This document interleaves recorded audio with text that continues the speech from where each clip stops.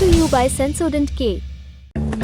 बस पैक नहीं है। SLS पैराफिन और दूध का करंट भी कौन? तो लाइफ का करंट ऑन? कुछ भी। तो ट्राई करके देख ले। Sensodyne K toothpaste for sensitive teeth. Vikram Misri ने 15 जुलाई को भारत के विदेश सचिव का पद संभाल लिया है। विदेश मंत्री एस जयशंकर और विदेश मंत्रालय के प्रवक्ता रणधीर जायसवाल ने विक्रम को पद संभालने की बधाई दी है। 1989 बैच के IAS अधिकारी विक्रम मिस्री ने विनय क्वात्रा की जगह ली है। 59 साल के मिस्री 3 प्रधानमंत्रियों के निजी सचिव के रूप में काम कर चुके हैं। 1997 में इंद्र कुमार गुजराल, 2012 में मनमोहन सिंह और 2014 में नरेंद्र मोदी के निजी सचिव वो रहे।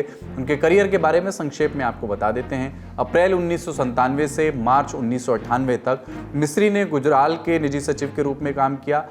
अप्रैल 1998 से अगस्त 2000 तक वो विदेश मंत्रालय में पाकिस्तान डेस्क के लिए अवर सचिव या उप सचिव के रूप में काम कर रहे थे।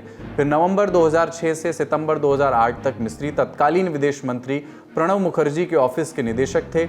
मार्च 2012 से अक्टूबर 2012 तक PMO में वो जॉइंट सेक्रेटरी रहे।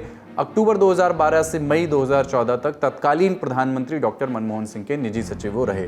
2014 में स्पेन, 2016 में म्यांमार, 2020 में वो चीन के राजदूत रहे। 2020 में पूर्वी लद्दाख के गलवान घाटी में जब चीन और भारत के सैनिकों में झड़प हुई थी, तब विक्रम ही भारत के चीन में राजदूत थे। स्थिति को संभालने में उनकी अहम भूमिका उस समय रही थी। उसके बाद 2022 में मिस्री को डेप्यूटी NSA बनाया गया, यानी उप राष्ट्रीय सुरक्षा सलाहकार, और अब उनको विदेश सचिव की जिम्मेदारी दी गई है। इस पद पर मिस्री अपनी राजनयिक कुशलता का कैसे इस्तेमाल करते हैं वो देखना दिलचस्प होगा। अगली सुर्खी दिल्ली से है। यहाँ के GTB अस्पताल में इलाज करा रहे एक मरीज की 14 जुलाई को वार्ड में ही गोली मारकर हत्या कर दी गई। मृतक की पहचान मोहम्मद रियाजुद्दीन के तौर पर की गई है। वो खजूरी खास के रहने वाले थे और डेंटल क्लिनिक चलाते थे। वो GDB के वार्ड नंबर 24 में भर्ती थे। जिस समय उन्हें गोली मारी गई उस समय उनकी बहन और एक मेडिकल अटेंडेंट वहां थे। इंडिया टुडे से जुड़े पत्रकार अरविंद ओझा की रिपोर्ट के मुताबिक एक नया खुलासा भी हुआ है। पकड़े गए एक आरोपी ने बताया कि रियाजुद्दीन गलत पहचान की वजह से मारे गए। अस्पताल के वार्ड नंबर 24 में हमलावर किसी और को मारने आए थे।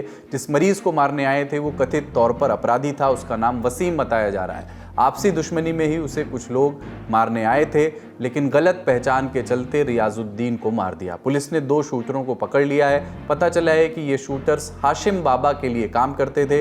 हॉस्पिटल के अंदर घुसकर हुए इस मर्डर केस के बाद आम आदमी पार्टी सरकार के मंत्री सौरभ भारद्वाज ने दिल्ली के उपराज्यपाल VK सक्सेना की आलोचना की है। उन्होंने कहा है कि दिल्ली में कानून व्यवस्था की स्थिति बद से बदतर होती जा रही है। जब से पिछले 2 सालों में LG विनय सक्सेना जी बने हैं, उन्होंने दिल्ली को बर्बाद कर दिया। कानून व्यवस्था बद से बदतर होती जा रही है। तिहाड़ जेल के अंदर पुलिस वालों के सामने एक कैदी को चाकू गोद के मार दिया गया और पुलिस वाले देख रहे हैं, दर्जनों पुलिस वाले देख रहे हैं। लगभग रोज ऐसी हत्याओं की खबरें आती हैं कि CCTV पे साफ दिख रहा है कि दिन दहाड़े जो है किसी एक आदमी को चाकू गोद के मार दिया जा रहा है। एक डॉक्टर जंगपुरा के अंदर अपने घर में दिन दहाड़े उनकी हत्या कर दी गई। पुलिस का जो डर होता है अपराधियों में वो खत्म हो गया। दिल्ली में सरकार आम आदमी पार्टी की है और पुलिस व्यवस्था गृह मंत्रालय की। बेहतर होगा कि एक दूसरे पर दोषारोपण की बजाय जिम्मेदार लोग मिलकर के सोचें कि क्या अब अस्पताल में भी दिन दहाड़े गोलियां चलेंगी, क्या अब वहां पर मरीज भी महफूज नहीं है।